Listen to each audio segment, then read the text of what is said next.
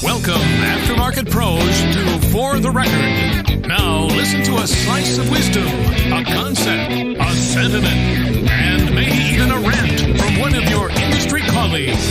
For the Record. Hey, Carm Capriotto here with For the Record, the podcast that provides a platform for aftermarket professionals to speak to their cause or something near and dear to their heart. Now, Tim Dwyer from Console Labs wears his heart on his sleeve when it comes to Skills USA.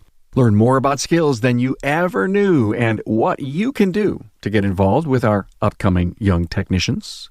Hey, Tim is here in just a minute, but first, a good word from the great folks at FlexCheck Auto. Now, have you been thinking about integrating DVI in your shop?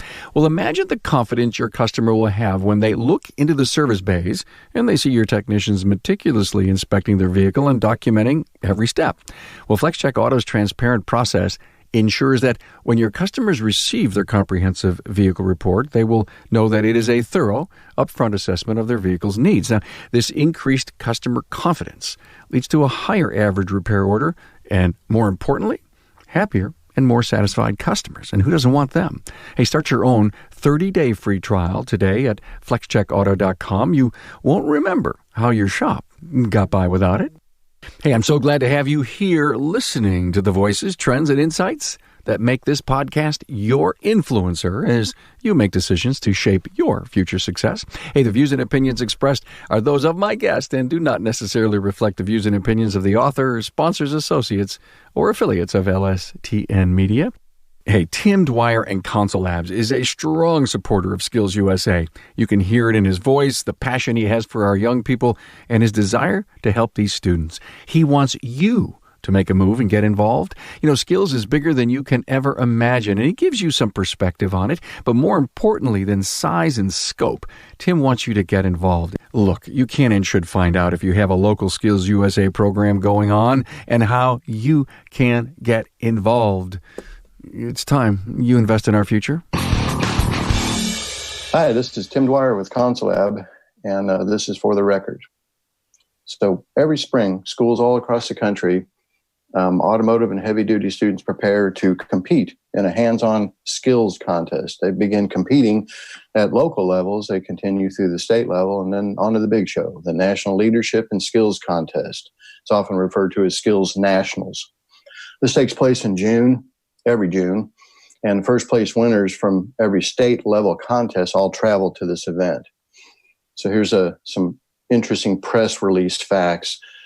Through a $36 million investment from business and industry partners, this national event occupies a space equivalent to 20 football fields. In 2018, there are more than 6,500 contestants competing in 103 separate events. So while the overall scope of Skills USA is huge, since it covers really all areas of career and technical education, today I just want to focus on the automotive service technology and the heavy-duty transportation contest. I work with Console Lab. It's a company that's committed to helping teach technology, and we attend or support many local and state skills contests, as well as we're a member of the AST, which is Automotive Service Technology Committee for Skills Nationals every year. So, Carm, my For the Record rant is, how can our industry support this contest better? And you ask, how do we do this? Well, the overall benefit from this organization is filling what I call the manifold with better entry-level technicians. So let's kind of look at the players and how they can help. First of all, schools. To start with, any school with an automotive program probably has an advisory committee, and the word advise is in there. So I would get the advisors to advise the school that they support to offer better financial support to help students and contestants get to these contests. I've actually heard of state contest winners who were unable to attend nationals due to lack of funding. I mean, that's nationals. I can't imagine winning a contest at the state level and earning the right to go to nationals and not being able to go due to financial, restrictions. So as an advisor, I would push schools to help get students all the way through this program, all the way to nationals. Advisors can also encourage administrators to fund or support the contest within their campus. They might want to host their own contest.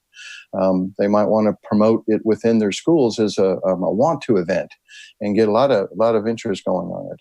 They can even, I think they should actually even create some type of a I call it a celebration of excellence within the school for all the competitors, especially the winners.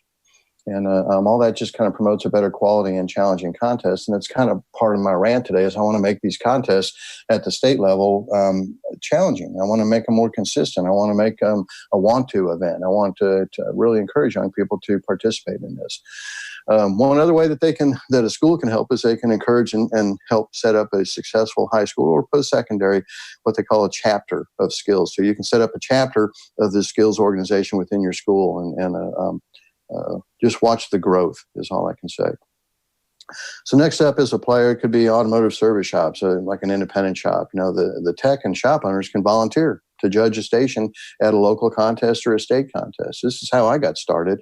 Back when I had my shop, I just volunteered to go judge a contest and got involved and was just totally amazed by the level of enthusiasm and the pride at this in this event. So, shops can even just collect used automobile parts and donate them to the contest for an ID station. They could promote skills and this whole operation on their own social media outlets, within their shops to their customers. Kind of spread the word. Let everybody know, what's going on with this, that there's young people competing to work on their car. Next player would be automobile dealers. They do help quite a bit. They loan vehicles to the state and to national contests. They allow us to use OEM scan tools in the contest, so they kind of create a real world, a level type of a competition. So we appreciate that. The community, local and state news coverage. There should be pre-contest media blasts that include the need for the community to get involved. The next big career opportunity.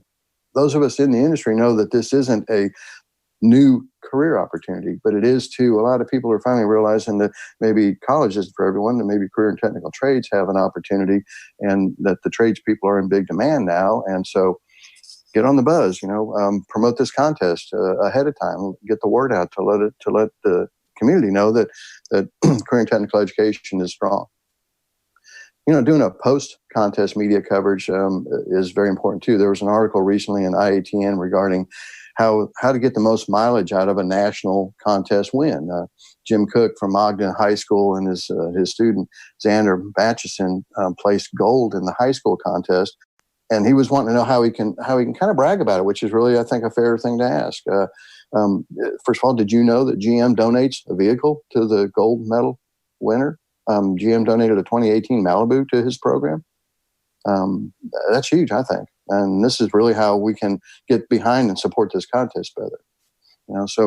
From a news coverage, all I'm asking is if we could get a little bit of the Friday Night Lights or college football coverage, the type of media coverage that those events get, or we just want a little piece of that. Because it's really funny if we don't promote this, you might be walking to football games pretty soon if we don't attract and train technicians to come into this industry. So how do you prepare for a contest? The contestant, basically there's a lot of support material for it. There's Skills USA has guidelines and the structure to help teach and prepare you. You need to find a mentor or an instructor to help challenge you. You could attend a contest as an observer, and you can really just study and practice what you're being taught in school. This is education with an application.